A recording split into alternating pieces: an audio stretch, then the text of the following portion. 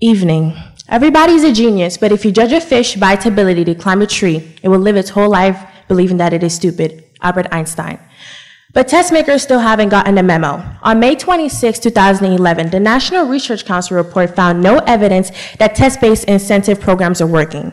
Despite using them for several decades, policymakers and educators do not yet know how to use test-based incentive programs to consistently generate positive effects on achievement and to improve education. My name is Felicia Ogundimu, and I believe that test makers must make more diverse assessment types so we have a more inclusive and accurate gauge of academic achievement.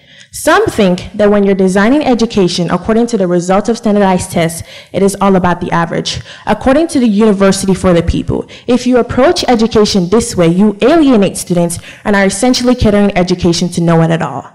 Standardized tests fail to account for students who learn and demonstrate academic proficiency in different ways. For example, a student who struggles to answer a multiple choice question about grammar or punctuation may be an excellent writer. Standardized tests are thought to be fair and supposedly fair, but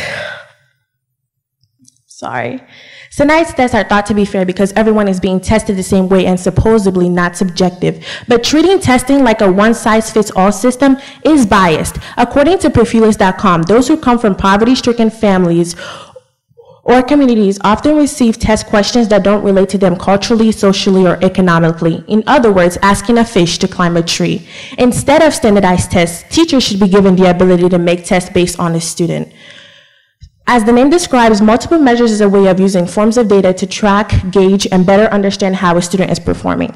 On a broad scale of data, states could access information like graduation rates, demographic information, and assessments created by teachers themselves. If a doctor gave all his patients the same medicine, there would be a horrible outcome, but nothing is done about this educational malpractice. How can you give the same tests to students with different needs, strengths, and abilities and teach them the same thing the same way?